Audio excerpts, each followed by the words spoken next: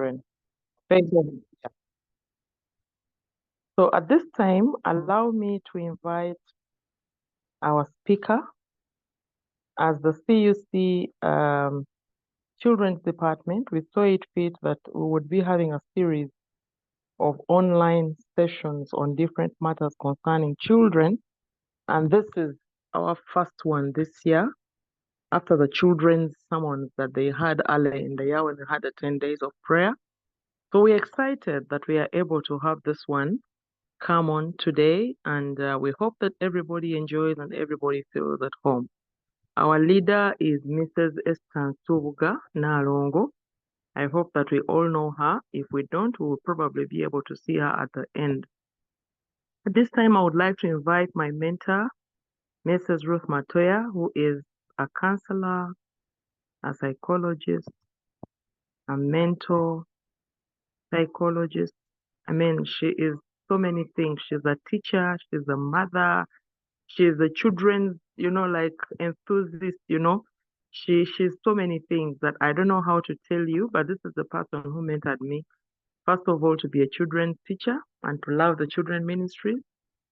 And then, of course, she's been a teacher to me and maybe a teacher to many people, but a very good counselor, a very good psychologist. And at this time, I know we wouldn't have had any better person than her to handle this topic. Please listen attentively.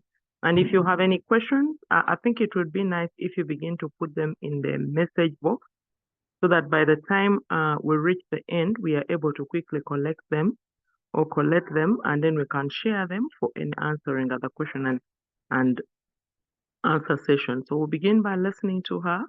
When she is done, we will have some question and answer session. And at that time, I expect that all the questions will have gone in box, and so that we can have a smooth journey through. Thank you very much. Please keep your mics off.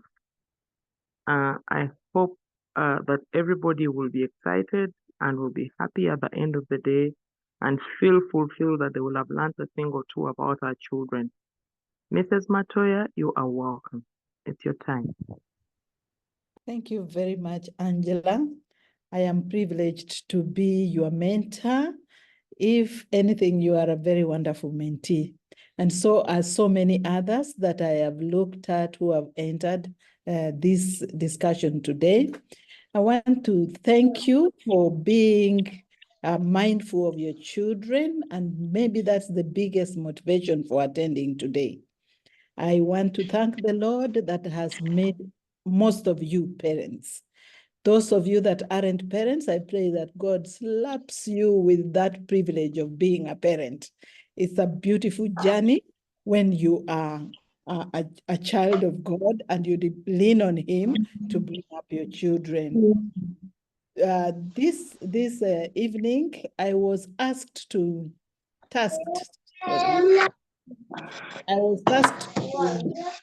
talk about whether our children are being robbed of their childhood, and to find out whether your child is being robbed of childhood. There are so many things that go on in the lives of our children that sometimes we are not in the know that probably our children are having a problem. And we want to take a little time just to thank the Lord. And I decided to give it a topic, preserving childhood, meaning many people are having the childhood of their children robbed, but let us preserve childhood, nurturing the innocence in a rapidly nurturing the innocence of these children during this rapidly changing world. And my key thought comes from the book of Matthew 19, verse 14, which says, "Let the little children come unto me, and do not forbid them," because I always wonder why he said, do not forbid them. Why? Because most of the time we as parents are out there forbidding children to do so many things. Even sometimes we can forbid them to come in the presence of the Lord. So God knew himself when he said, let the little children come, and do not forbid them. For such is the kingdom of heaven. What is for such? For such little children. But today, my context is going to be of all ages of children, and I'm going to call it 0 to 17 years. It is possible for you to rob your 17-year-old of their childhood because we are thinking they are children. So let's do a reality check about our children. We see that childhood is fleeting, meaning it's not going to last forever. At most, actually, by the time everyone is 15 years old, they are being considered like mature people, but it is a fleeting period. So you can imagine that you're going to live to 80 or to 90 years of age, because now people live longer than they used to do. So the first 17 or so years are very few. So it is a fleeting but yet very invaluable phase of life, which shapes the direction of life for the individual and for the society as a whole. So it should not ever be downgraded, even though it consists of a few years. And then we also know that parenting is a big challenge in a world which is now characterized by a lot of fast-paced technological advancement. There is a lot of pressure from society, and there is always an ever-evolving cultural norms. Things that yesterday were yes, today they are no, or they are somewhere in the middle. And then another reality check is that while we are working with these children whom the Lord has given us and whom He is telling to come to Him, we know that there is so much pressure from the society that we work very hard. But if you have any reason why you wake up every morning to go and work, one of them is your children. So we hope with this kind of working so hard, we hope that I'm going to get money, I'm going to buy land, I'm going to do this. And while we do that, we are hoping that they will be mature mentally, healthy and resilient human beings, so that by the time we retire, what we have worked for, somebody will continue that legacy. And then also, if we are headed for heaven, all of us worship our God. We look up to Him to be our co-parent. We teach our children that God is very important. But if we are headed to heaven, we also would love to go with our children. Otherwise, it will feel so bad if we don't go with our children to heaven. But we also notice that, despite everything we are doing, the sanctity of childhood is increasingly under threat. There's a lot of things that you cannot imagine doing, but you see it happening with your child, and you don't even know what to do, because children don't come with manuals. Children will not tell you what they want as soon as they are born, how they will be handled in adolescence, but you have to grab in the dark to see what to do with your children. But let us also remember, in case you forgot, what is healthy childhood composed? Every parent will say that they had a healthy childhood, but some people have forgotten what that healthy childhood is. The healthy childhood has to go with physical health, whereby there is adequate nutrition. When you are growing up, you ate from the guavas in the trees, the mangoes, and all that, but it was healthy. You ate, you played, okay? You had extra exercise, that running, fetching water, running after cows, that was good for your cardiovascular health. And then there was good muscle development. There was overall fitness, because you ran to school. They rarely drove you to school, but that is regular exercise. Let's say movement was efficient. Then there was sufficient sleep. Remember that most of you, if you are 35 and above, you had sufficient sleep. There was no power. You went to sleep when darkness came, and typically the young ones slept for 9 to 12 hours, while the older children, the adolescents, slept between 8 and 9 hours. So this is essential for growth, especially the cognitive functioning and the emotional regulation. You know, when you are angry or you are very sad, if you go to sleep, you wake up feeling a little different. So there is good, healthy childhood is composed of sleep. I want you to keep noting whether this is existing. And if it is not existing in your children, then we are slowly robbing our children. Healthy childhood meant there was mental, there was spiritual and emotional well-being. There were positive relationships. Parents were present. Parents touched children. Kids breastfed. Now they drink milk from pumped breasts, you know. So the relationships with family members were intact. People worked together in the garden, in the fields, and all that.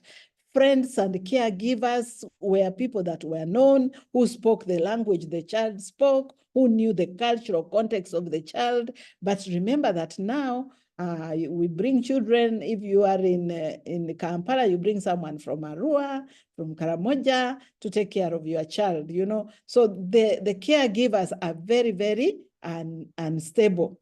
And then when we have this positive relationship, it builds a sense of security, a sense of belonging, and there is emotional resilience because there is security. Healthy childhood involves allowing children to express themselves, encouraging children to express their feelings, their thoughts, and concerns in a safe and non-judgmental environment, which would help the people and the children to develop emotionally and to develop also in their intelligence and even in their coping skills, because they were able to express themselves very well emotionally.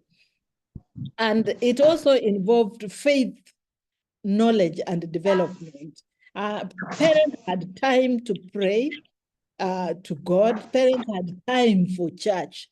Parents had time for church activities. Now it's very difficult, and if there is time, it's very, very superficial. So a healthy childhood means that there has to be a pathway where mental, spiritual, and emotional well-being are addressed. But I don't know how much your child has. Then there is also the cognitive development. Healthy childhood means that children have to grow in their mind and in their way of thinking and doing things, even when they are as big as adolescents. So how does that come around? There is always a stimulating environment where opportunities are provided for exploration, for curiosity, discovering through books, toys, games, and even other hands-on activities. These hands-on activities, they stimulate a love for learning.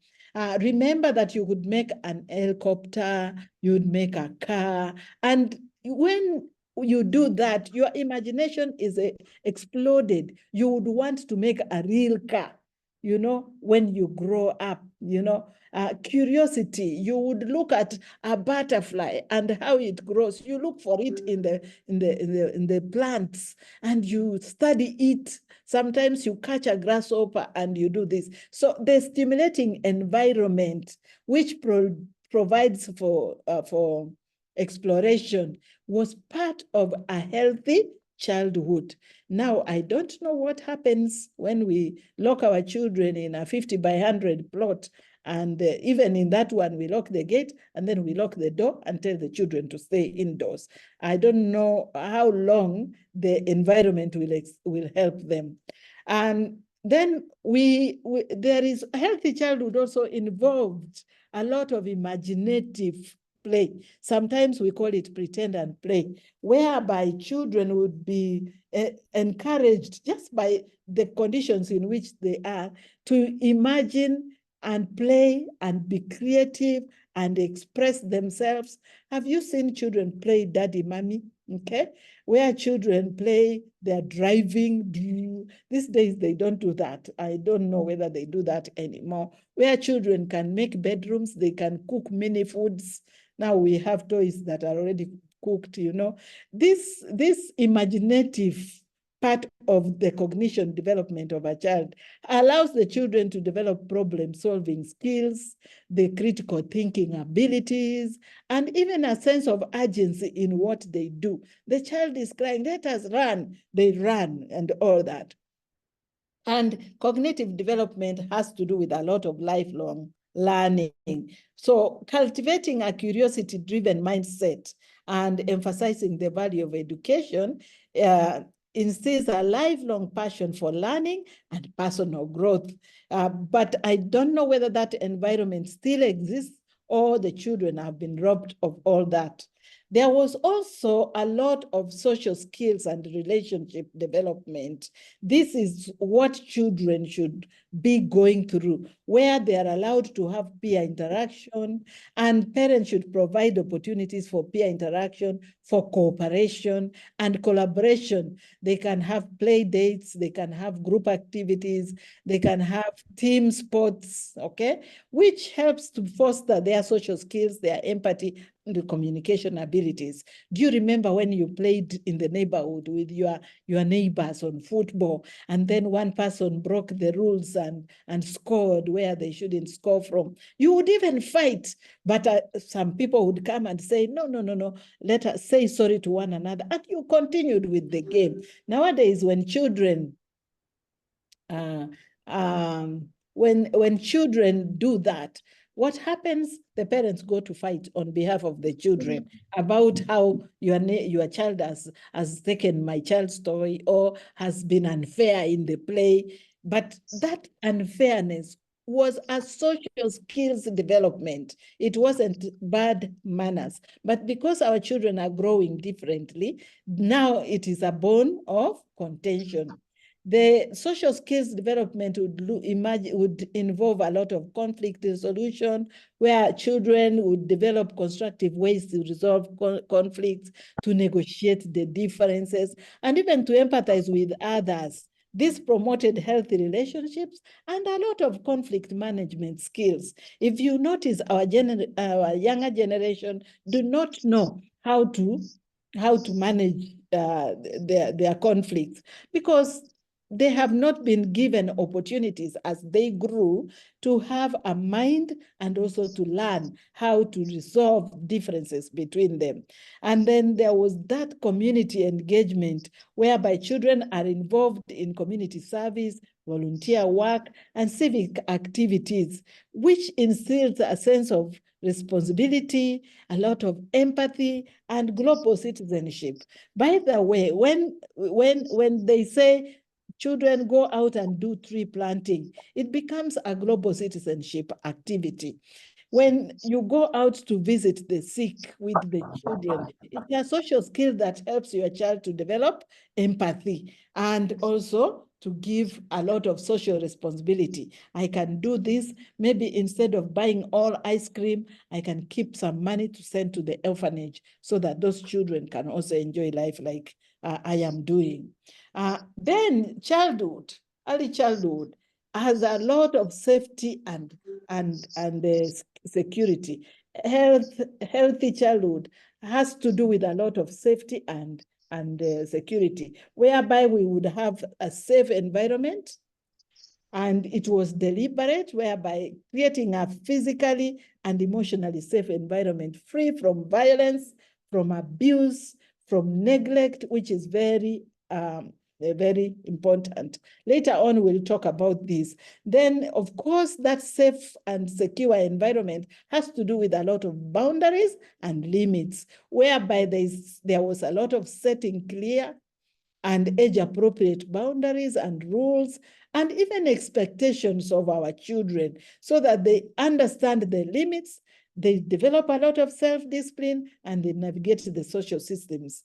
And of course, open communication. When there is open communication, there is safety for the child. They feel a lot more secure. So when parents establish open and honest communication channels, where children are feeling comfortable to express their concerns, to ask questions, and seek support, then there would be trust and a lot of transparency with the children.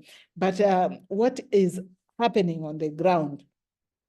We don't know. Let's look at what is it particularly that deprives children of their childhood. I will give the first culprit would be technological influence. Okay, that word is a long spelling, but of course, smartphones, social media, video games, okay, they all expose children to mature content at a very much younger age, which robs them of their innocence. How long does it take for a child to see a dead person? A few years, as far back as only 15 years ago, some people would never have seen a murder scene. But now even the cartoons show murder scenes. So children's brains are made to progressively absorb a lot of things, but they receive shocks much earlier than they should have received. So I have had one child saying, oh, there's a giant, and that giant makes people bleed through the nose. And that is a 7-year-old, you know?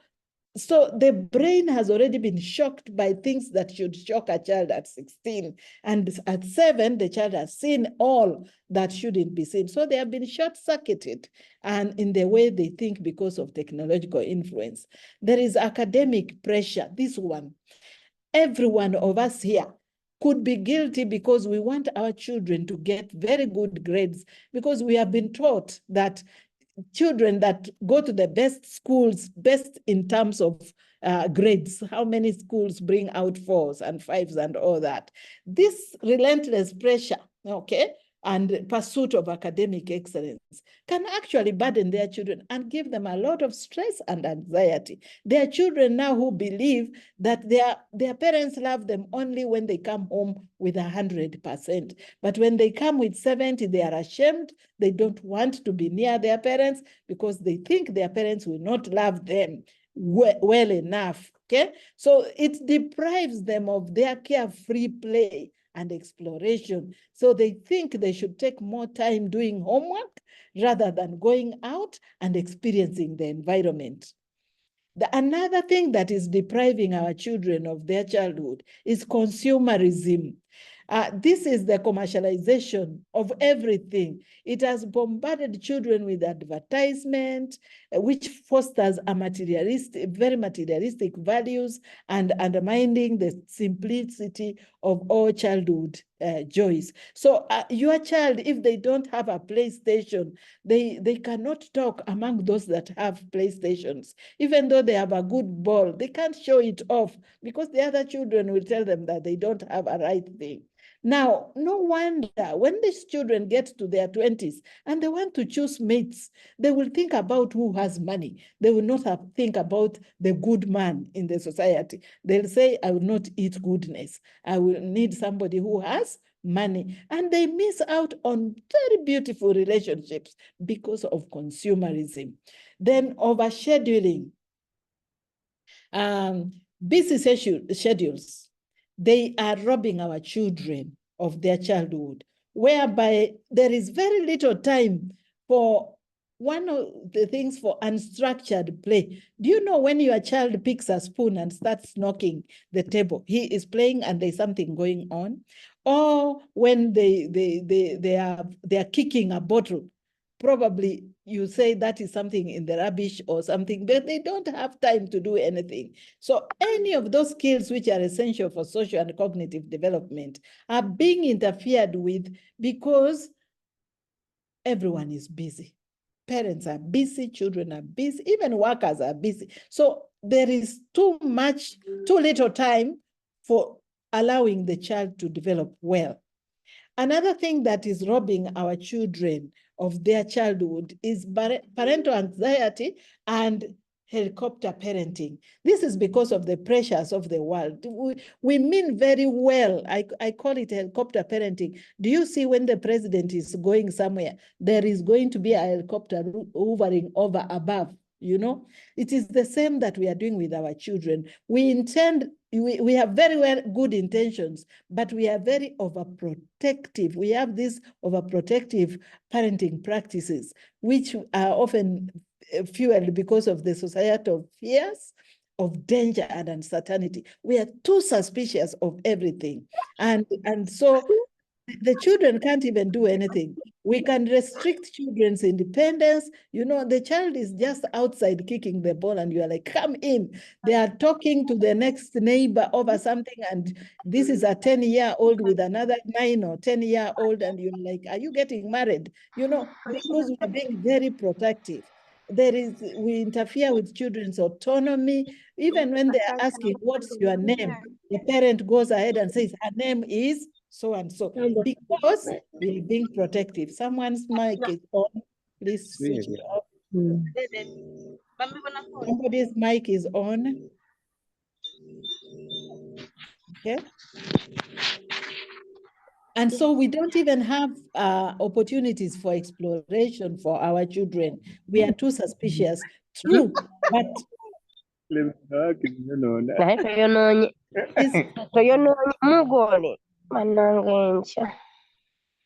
would somebody mute that person that is talking?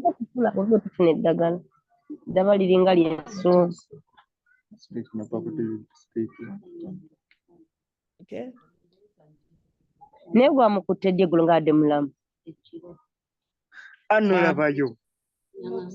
Can someone mute, please? One of the hosts.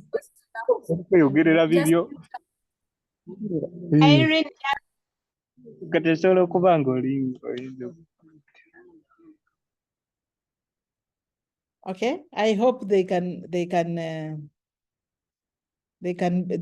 helped to be silent a bit. Okay, so we are saying that a lot of things, this helicopter parenting, where we are too protective, our eyes are always everywhere. You can always give expectations of your child and be able to resolve that issue rather than making our children helpless because we are being so protective. Sometimes a little accident here and there is good for them. It helps them to problem solve. Then urbanization and nature deficit. All of us are cutting down anything natural to put up walls, to put up homes. So there is the loss of natural spaces. There are fewer opportunities for children to connect with the outdoors and to experience that unstructured play in these natural environments. So there is a lot of limited access to green spaces. We have a lot of sedentary lifestyles, and even there is a disconnect from nature, which impacts even the physical health and the emotional well-being, even the ecological literacy, just understanding how nature builds into each other. And I can talk about, for example, which school does your child go to? Does it have a play field, a playing space? How big is the space for the population that your child is, that the school has? I have seen schools that are all walled. Even the playground is made of concrete. There's no space that is green for these children. And yet, we know that depression thrives behind walls. Depression thrives on hard ground. So it is very important that where you take your school, give space for your child to school, give space for your child to connect with nature. With the risk of all of you that have schools, please make sure that you have space for children to be children.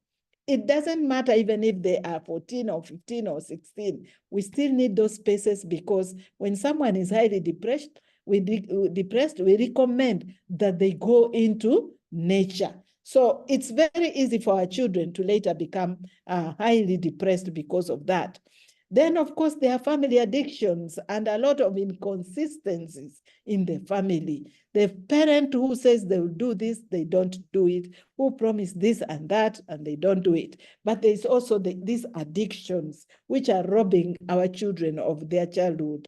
One is the social media addictions, whereby our phones have become our friends. We don't have anyone else to talk to other than our phones.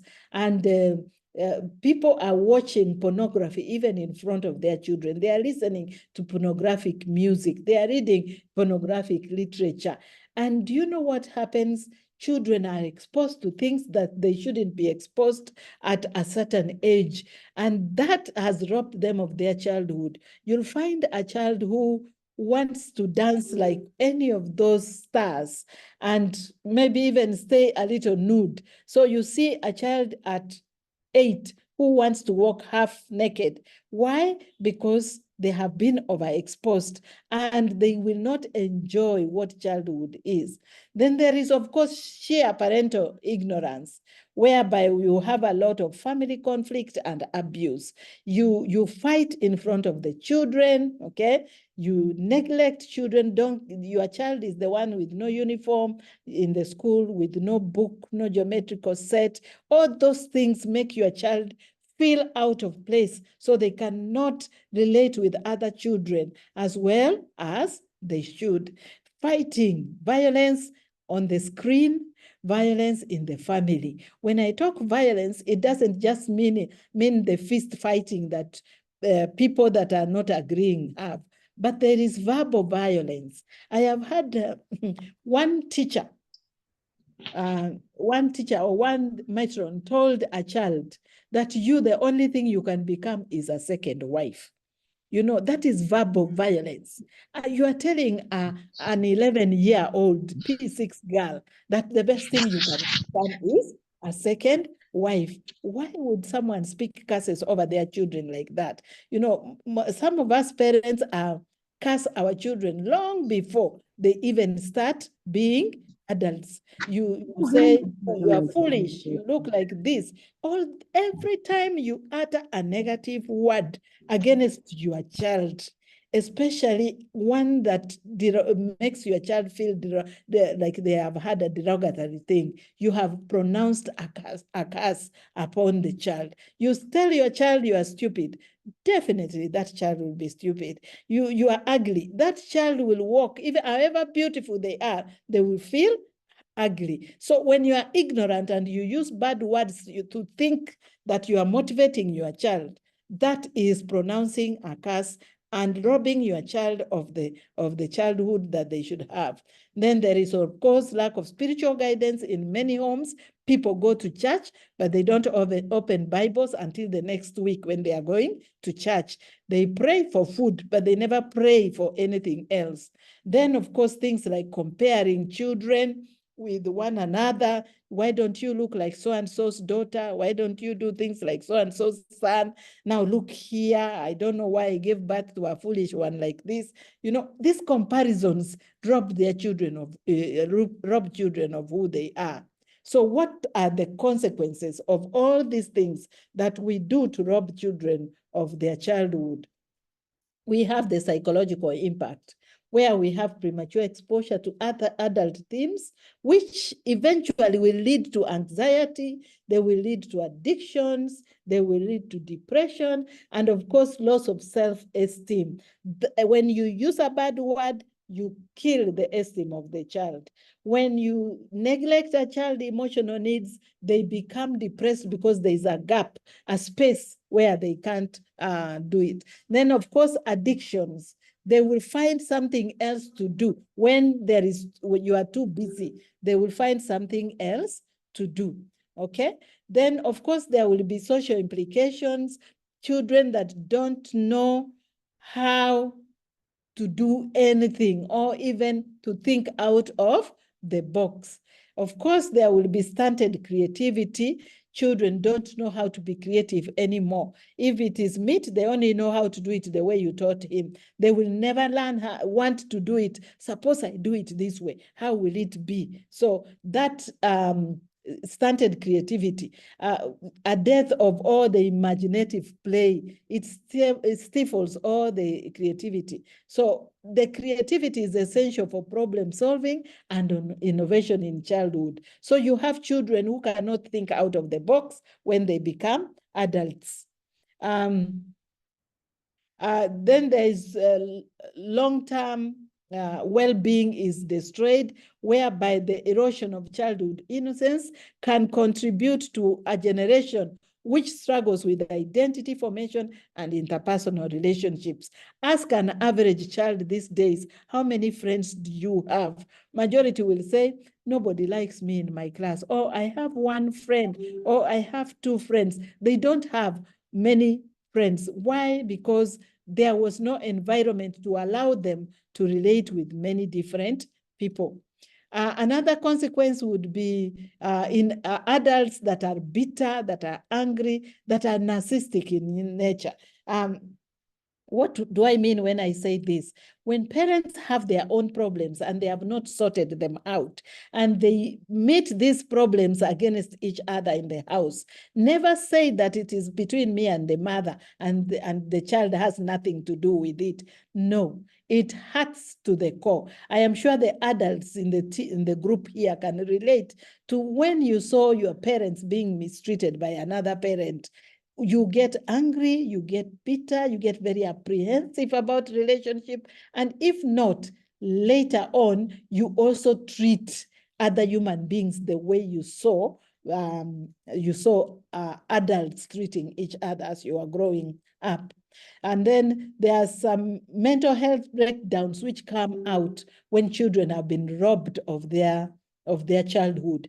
An example is these children these days who have these conversion disorders, whereby a child just falls down and faints and dies completely. And sometimes they have a stiff hand, a stiff leg, they can't walk. But almost all those children, when you counsel them, it boils down to childhood that has been robbed through sexual abuse, physical abuse, family breakdown, no space to be themselves. They are really stifled in their life. And when that is resolved, the children become well, especially in adolescence. Then there is this complaint everybody is having. 40-year-olds not married, not working, staying at home, and all this. That is why they have been delayed in meeting their adult obligations. Do you know why? We were doing helicopter parenting. We made them unable to think out of the box. Everything was to be directed by what mommy says, what daddy says. No child thinks outside the box. They will wait. When it comes now, you tell them, look for a girl to marry. They can't find. Look for a boy to marry. They can't find. Go and work. They can't, because you have been providing pocket money until they are 35. Now at 40, you want them to get married and provide money for somebody else. It will be very difficult to do that. Chances are high, most of those ones have been robbed of their childhood. Addictions come around when children have been robbed of their childhood. Then there is a generation that comes up which is entitled to falsehood due to exposure to social media. There are children that think that what they see on social media is true life. They see celebrities, they see a lot of things happening, and they want to live that life, not knowing that those celebrities are paid to look like they do online. So what is your role? What are you going to do as a parent to make sure that you are helping your child so that their childhood is preserved? Let us begin with the basics. Let us limit screen time. Let us establish boundaries on device usage and promote screen-free activities which encourage face-to-face interaction and foster creativity. Take those children to play football. Go for walks with them. You have to schedule these things, because I know everyone is busy, but we must be deliberate, rather than children waking up on Sunday morning and by 7:30 they are all watching cartoons, up to 5:30 in the evening they are watching cartoons. Let's limit that screen time, because the cartoon does not talk, the cartoon does not innovate, the cartoon doesn't do anything that helps the child to think out of the box. Let us prioritize play. Allocate time for unstructured play. Allow children to explore their interests, to develop their social skills, and to unleash their creativity. And this is what I am talking about. Open your gates. I know that everyone is scared. Sometimes we are more than paranoid. If you can't open, your gates. Let your child get out and play out there with your supervision for an hour or two a week. It will be better than not waiting for December to take them to Jaja's place, you know. Cultivate nature connection. Spend time outdoors, promote physical health, okay, yeah, and emotional well-being, and even a deeper sense of appreciation of the natural world that the Lord has made, and He has made it for everyone, because He says, behold, everything that He has made is good, and it is for our use. Now we are only using the space behind the walls, yet the whole world is at our feet. Okay, let us model healthy behavior. Children will always be what they see. Okay, so let us demonstrate healthy habits. Can we exercise? Can we eat balanced diet? Can we have a balanced lifestyle? Not work. You know, parents give excuse that if I don't work, my children.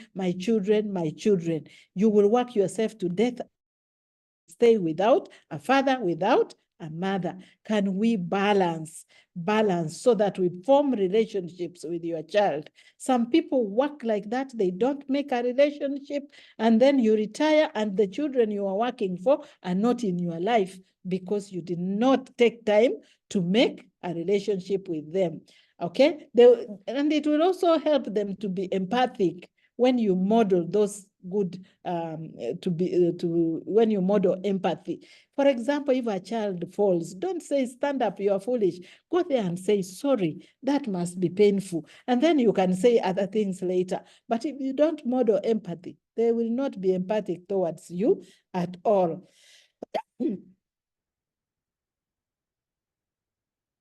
Another thing that you can do is to collaborate with the schools. I know that some of you own schools. I know that some of you are proprietors in all these things.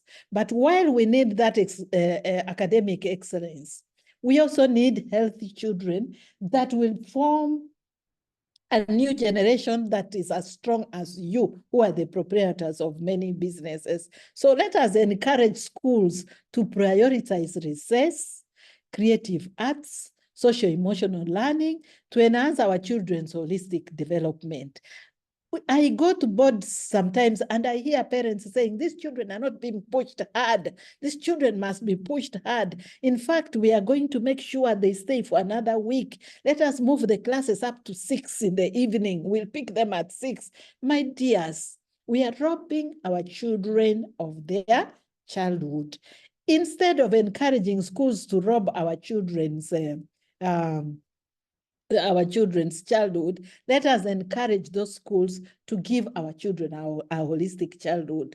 I would rather have a child who performs average but is a total human being than have a genius who can only talk to their books, who cannot function be outside a classroom. You need a child that can think beyond passing an exam.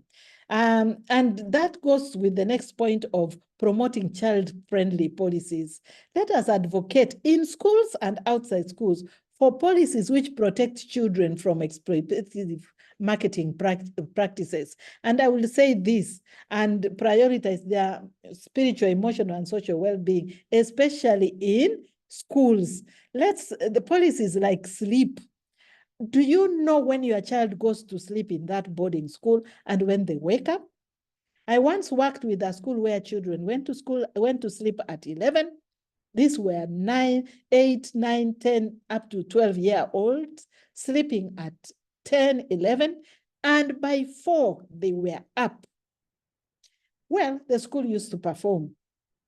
But I would like to follow those children and see if they are still the same.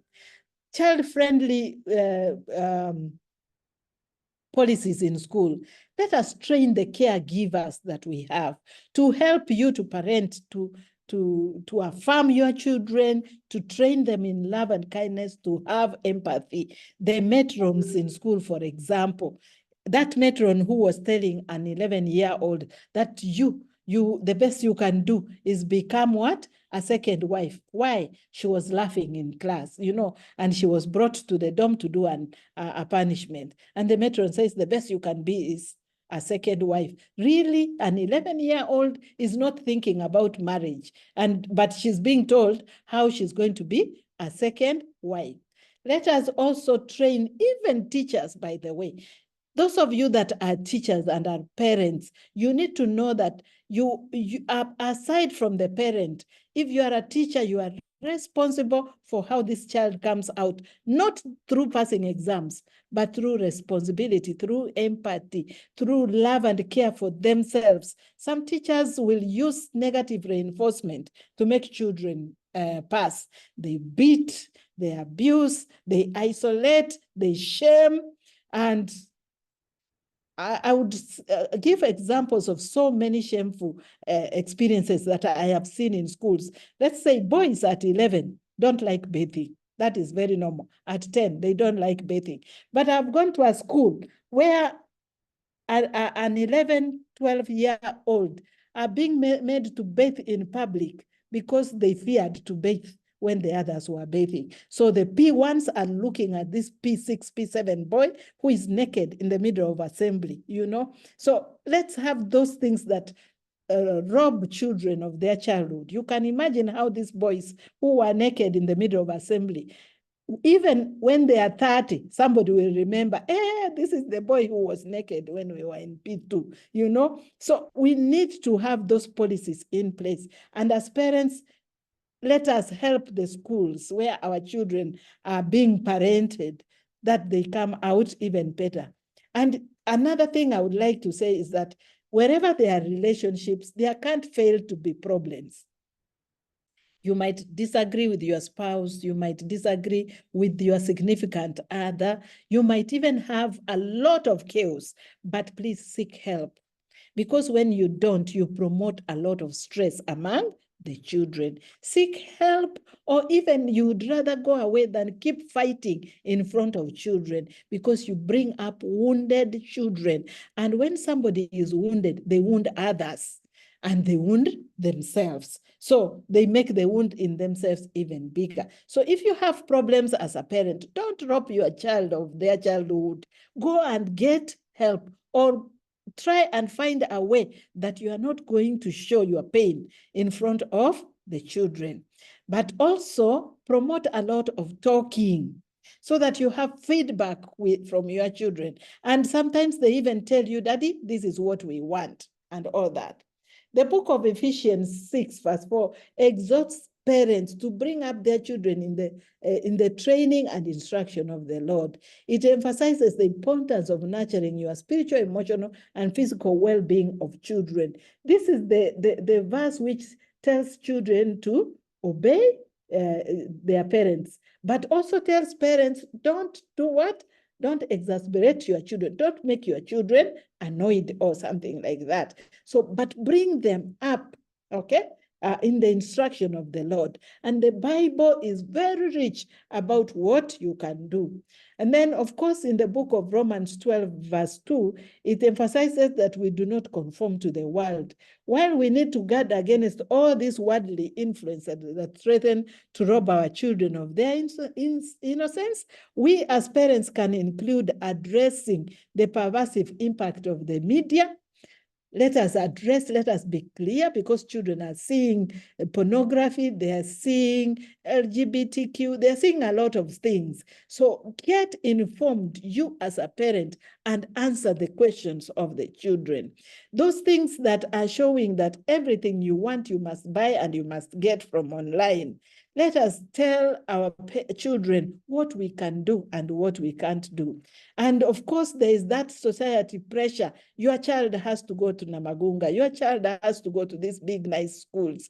And you rob your child of their sleep, of their concentration, of their play. Let us think about the welfare of this child 30 years from today, when they are 47, or 50 years when you are not here anymore. What will you leave to the world? Is it a child that never was a child, but was something else even before they were children? Thank you for listening to me. And now I want to put you before the Lord's hands, that we become parents who are parenting with a purpose, parents who will take care of the children, the gift that the Lord gives to us. Thank you very much. God bless you. Over to you, Angela. Thank you very much, Mrs. Matoya. This is beautiful. It's wonderful. I have looked at my life and how I have treated my children, and I have seen a few things, and I have had a number of lessons. I hope that everyone on the call has had lessons as well. Now, at this time, without wasting much time, because it's 9 o'clock, I would like to bring on some of the questions or comments that have come in. Someone said, people in the Ministry of Education and in government schools, where is that? I lost it. And in government schools, usually well-trained and follow much of this.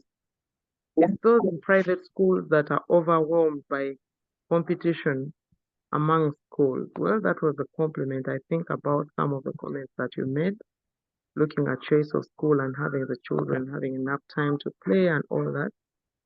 Then somebody said, Skovia, thank you so much for the program. I'm refreshed and better equipped to nurture my children's blessings. Okay, that's good. And then we have Esther from Kenya who says, great presentation there. Esther from Kenya, thank you for coming along. Children will always be what they see. This is well noted. Okay, thank you. I am trying to look for questions. Kindly share the presentation. The CUC admin has noted this and we shall definitely share. I wish people in Ministry of Education are here. It is too much, my dear. Children are really pumped. Okay, so this is not a question either. Holistic education. There is need to assess the schools of our children. It's the teacher, child, and the parent to work together for better developed children. Okay, I don't seem to see a question yet. I have an oral question, madam. Okay, please do. Thank you. Thank you very much, Jaja Angela. This is Edward. Oh, nice to hear from you, Edward. Moka. Thank you. Thank you. Yes. Thank you, Madam Matoya, for the presentation. It is very, very informative. Indeed, we've been enlightened on how best to go about bringing up our children. And I looked at the consequences and I feared those are disturbing consequences. And I like the roles that you indicated, what it is that we can do to stem the consequences that would come later.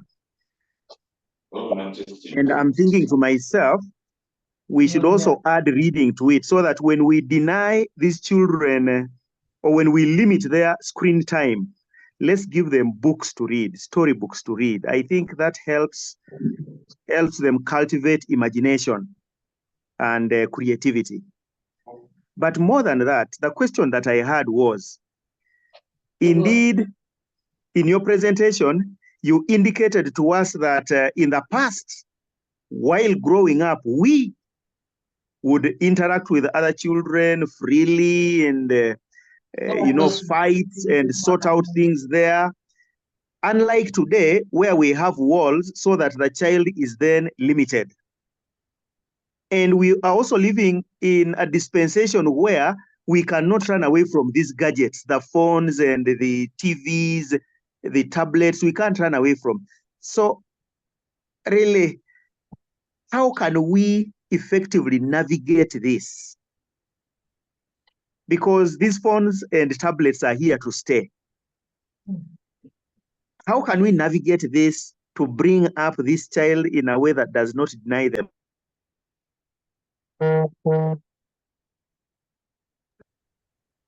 Hey, we lost Edward, but I guess he made the point. So, Mrs. Matoya, would you like me to add you a few more questions so that you can answer a lot of 2-3 each, maybe?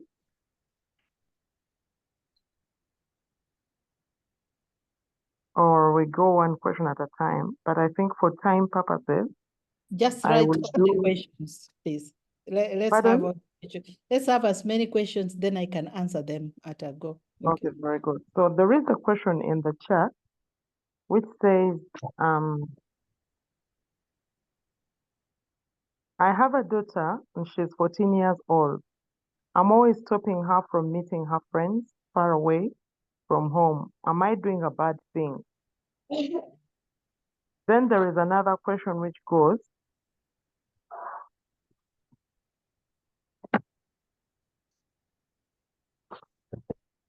how can we best deal with these schools that ignore these principles and over push our children?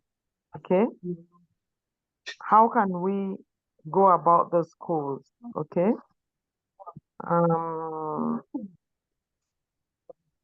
What should I do if I have already scrapped my children of their childhood? Wow, that's very interesting. So those are 3 questions that I have read to you so far. Okay, then there is this one. It's been nice to be one of the learners from Mama Matoya. Be blessed and eagerly waiting on another moment. I love the presentation. It says, if yes, how should I proceed? Because as a mother, I also have my fears. Now, I don't know where this question came from. This question is truncated. It must have been sent before, and then I think I haven't seen the first part. Major opposition parties, including the Forum. Okay, so I think these are the questions so far. Right. Matoya, you could answer them. Madam Angela, it's like I was muted when I was speaking. Yes, you can. Okay, please complete. Is growing even closer. Whereas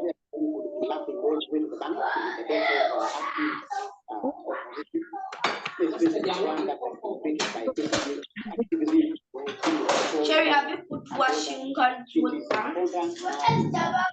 Okay, someone's mic is on. Somebody said it's like I was muted when I was talking. Yeah, I want those people to unmute. Please mute yourself. Okay. Modest Rutagengwa, please speak. Unmute yourself and speak. I've seen your hand for some time. Yes. Thank you so much, the presenter, Madam Matoya, and the moderator. I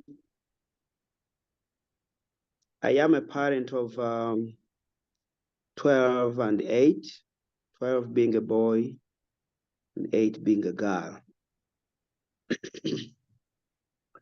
I definitely find that there's pressure between the way we grew up and the way we should raise our children.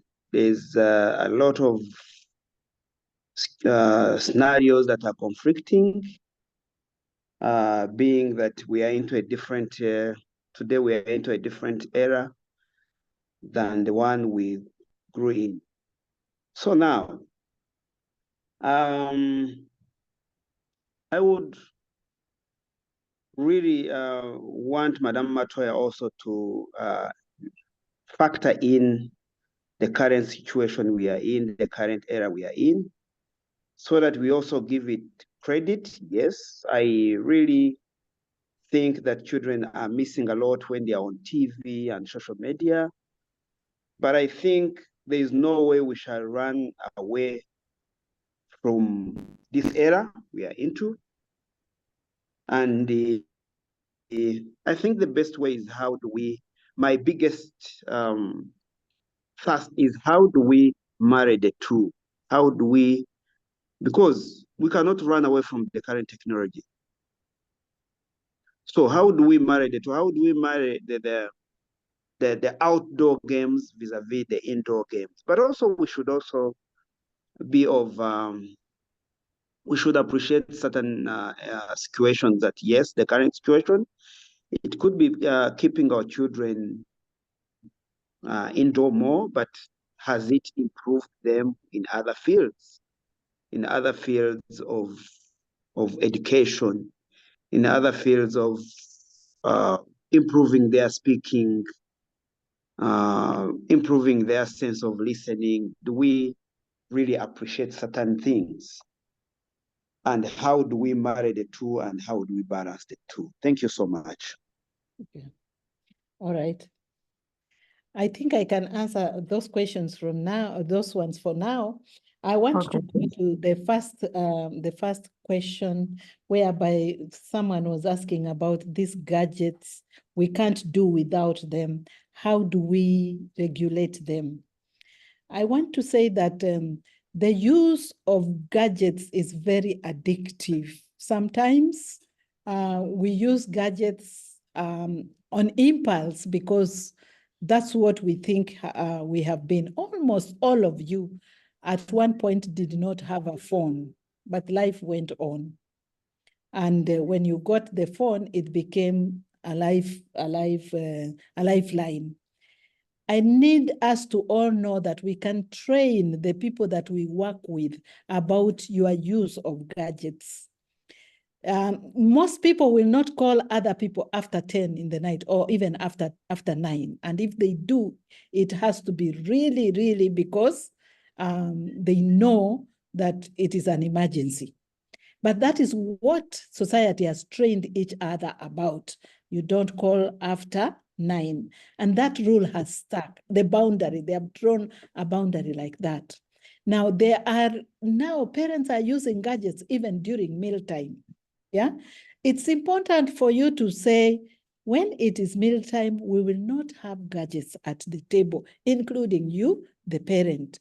And you actually can have those gadgets out of the table for 1 hour and nothing will go wrong. I've been in the presence of the president once in a while, and they tell us, keep your phones away. And people keep their phones away for 2, 3, 4 hours. You know how the president takes time to come. And people don't have phones, and they are conversing, and they are talking, and they are laughing with one another, and nothing is getting spoiled anywhere. But in our mind, we have convinced ourselves that if we don't use gadgets, then things are going to go wrong. We can teach our minds, we can teach the people we work with on phone that there are particular times when we cannot take up phone calls, or there are particular times when if I am not picking your call, I will call you back. And they know that with Edwin or Edward, if he doesn't pick your call, he's going to call you back. So let us also draw clear boundaries about the gadgets that we use. That is why people that have made it in life, or people that still have very big businesses, don't carry their phones all over around. Why? Because they have trained you who works with them that there are particular times when you'll get them and there are particular times you won't get them. So your children are your asset. They are the reason you are not sleeping. You are working very hard. And yet you want to give them a little bit of you. By the time they want you, you will not be as useful to them as you would have been useful at this time. So just put your priority right. If your children are your priority, then maybe at mealtime for 1 hour, you won't have a call, and you'll see how people will laugh, will talk, will tell you what they have, because you have put away your phone. So it is all discipline and drawing boundaries around your gadgets. I will answer that in conjunction with the current situation, okay? Is there anything to show that our children are better than us because now they are concentrating more alone? They are limited to where they can. I don't see much evidence, and I haven't seen a research to that effect. But one thing I know is that we are even increasing the risk of disease in our lives because of inactivity in childhood. The ability to develop stronger muscles, stronger bones, eating discipline, and all this. Most of the time, these children are looking at the screen and they are eating, and they are not using the energy that should be consumed physically. Remember, we said that healthy childhood has to do with the physical, the emotional, the social. It is not just the academic. Let us not think that our children can only develop academically. We have social dwarfs who are very high academic achievers, and they suffer worse than the streetwise guy who is a social let's call a social genius, for example. So let's aim at giving children not only academic geniusness, but everywhere they should be able to be better than they are. Now, what about modernity? Modernity develops out of what is already existing. So we can pick where we have come from and add it to where we are going or where we are. When those mix, they form a present recipe, which we can use for developing and helping our children to be the adults that we want. So let's not look at our children in the context of today, because every day there is something new coming. But let us come up with a recipe which involves the old, the modern, and even the one that is coming next week, so that we produce a child for eternity and a child for your old age, a child useful to themselves and useful to the society whom we are going to give that child to. I have a child 14 years of age, and I don't allow her to go far away to meet her friends. I'm wondering why this child only has friends who are far away. Where are the friends that should be near? Now, if you have to allow your child to go far away, it has to be supervised. I am sure a 14-year-old is a friend to a 13 or 14-year-old that could be living in Entebbe when you are living in Kampala. If they want to go away, then you must learn to know where is she going. Reach out to the father and mother of that child. What is the circumstance under which they live, so that, and how, what is it that you share in common with the parent of that child? Because children tend to follow children that are like them. So is there family dynamics? What do you share in common? So don't just say no. Do your homework as a parent. Let this child tell you about their friend. Let this child tell you about where the friend lives, what they do, and also you do your due diligence and get in touch with the parents of where your daughter wants to go. Saying no without any evidence or anything to help you concretize your no is the same. The child will feel deprived, misunderstood, and loved. You know how adolescents interpret things with a tunnel vision. So tell your child, I am not allowing you because I don't know. How about introducing her visitors to your home, so that you can also observe and see what's going on? Let those children also come over, so that you can say, these are not the right company for my children, rather than just writing them off. That is what modern parents do. What do we do with these schools that ignore everything that we have talked about today? Let us not play victim here.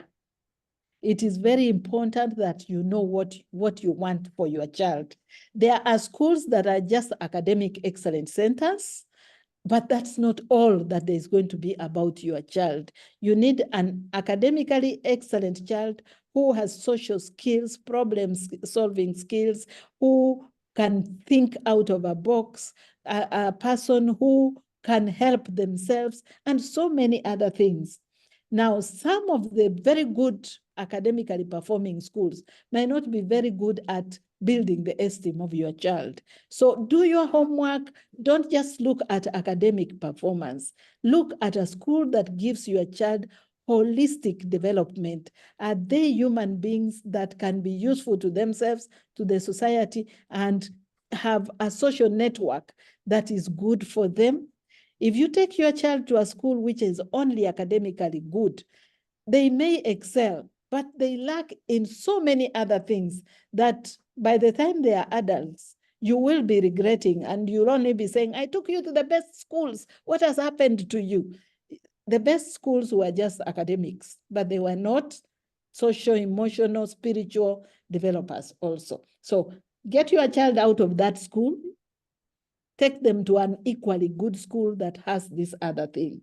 So if I have already scrapped my children, robbed my children of their childhood, what do I do? Children are very forgiving. Even when they are 50 years of age, they are very forgiving.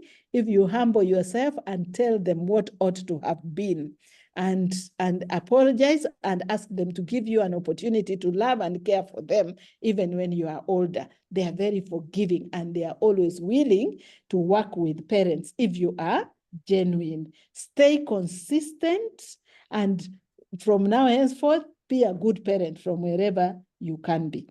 I think that those are the questions. Is there any that I haven't answered? I think there's just one. There was one on sleepovers. Someone was saying, so how do we manage the sleepover thing? The rule of the thumb on sleepover is there should be no sleepovers. How many times did you sleep over as a parent when you were a young girl or a young boy at your friend's place? Unless you are visiting and you are visiting and you are able to sleep there. But usually it was either with people your parents knew and not with total strangers who have come from different cultures and all that. However, as Christian parents now, we don't have as many relatives. It is modern now. We have friends who stick closer than our brothers do. And our children need to form some relationships, close relationship with other people. Now, in doing so, form parenting groups, people who have the same values, people who have the same goals for their children, people who have the same spiritual stand with your children, and you can have those play dates, I call them play dates, with each other's children to get out of the walls. You have the play dates. Go to the parks, for example, go to botanical gardens. I'm talking to Kampala parents, but not maybe those who are up country. You have spaces where children can have fun together. When children have a lot of fun together, they look forward to another time and not beg for sleepovers.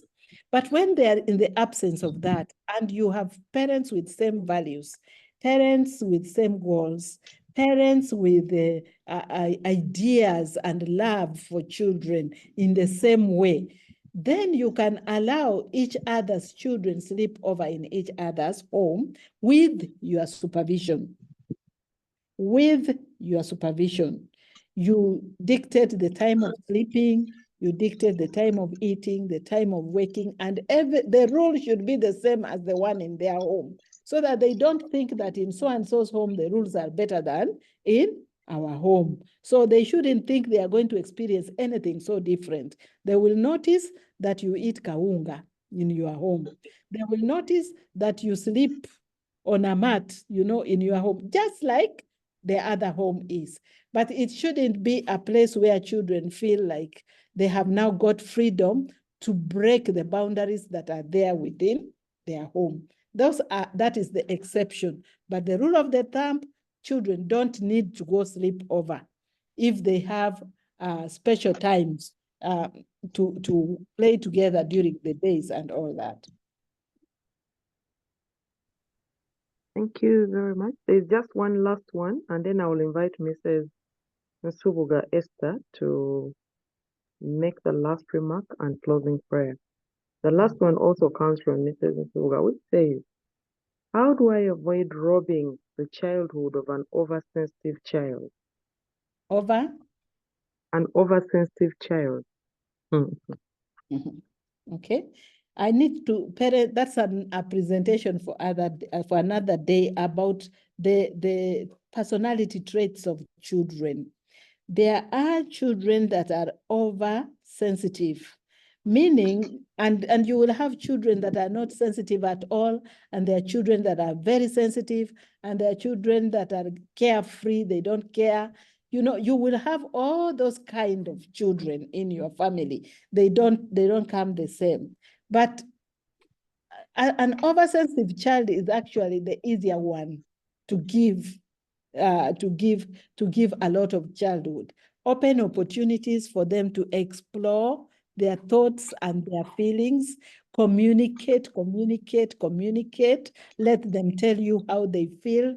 Don't invalidate what they're telling you. If they say, Mommy, I'm very sad, don't say, why are you sad? I'm feeding you. No. Tell them to tell you their sadness. What is it like? How is it? You know, you are preventing a mental health breakdown, because sensitive children tend to get into depression. So listen to them, talk to them, work with them, and affirm them.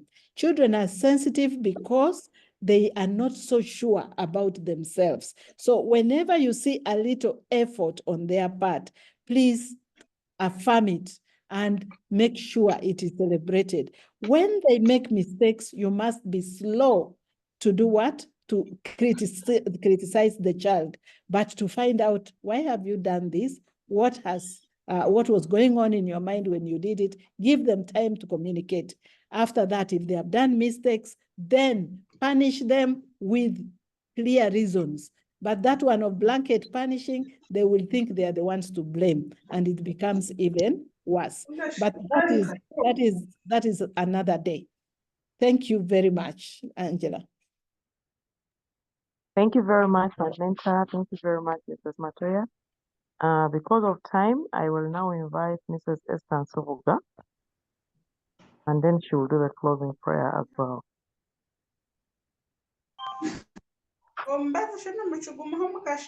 Thank you. Thank you so much, Teacher Angela, for being our moderator for this virtual engagement. I would like to extend our appreciation to our facilitator, Mama Ruth Matoya. Thank you for this presentation. It has been educative. It has been challenging to us as parents. It has been awakening. It has been timely. It has been good. Thank you. Thank you so much for sharing with us and also attending to the questions that have been raised. Teacher Prudence, thank you so much for taking us through the devotion. And to all the participants, we cannot thank you enough for seeing this as an important time to talk about how to raise our children. Thank you, thank you. And then apologies, a number of us have been left out because of the ceiling of 100 participants. We apologize and we pray that we do better next time. I have been told by Joshua, our IT expert at Central Uganda Conference, that this has been recorded and it's going to be available on YouTube. I have some few announcements here. Our dear parents, we are organizing to have a virtual engagement for our children during the first term holiday. From 5th to 10th in the evenings, we'll have at least an hour with them. During those days, kindly get them ready so that we can have a good interaction with them. And then also we have plans for other virtual engagements as parents. We'll be communicating them.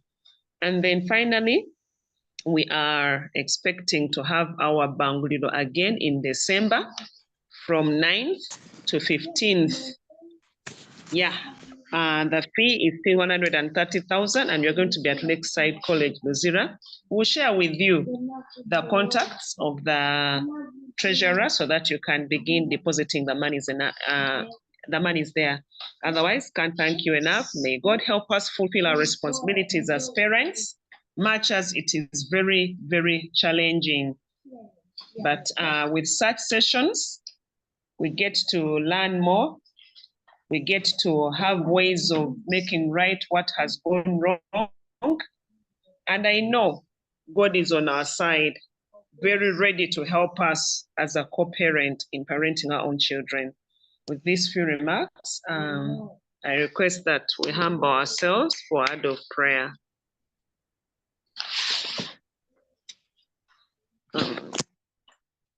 Merciful, kind, and loving Father in heaven, we want to thank you for the moment you have given us to talk about parenting. We thank you for giving us the wonderful gifts of children. And Father, we are sorry for where we've not done what we are supposed to do right. For a number of reasons, dear Lord, which you know. But now that you have spoken to us, may your spirit move us into the right direction so that we can do the right parenting for our children.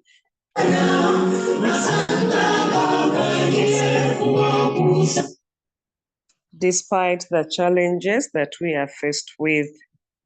Father, as we are going to sleep, may you grant us a good night rest. And when we get up in the morning, may we be energized for our duties.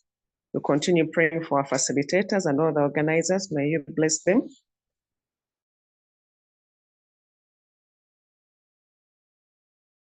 And may you help us have more and more of this engaged care of our burdens, answer our prayers, strengthen us in this journey, and ready us for your kingdom is our humble prayer in Jesus' name.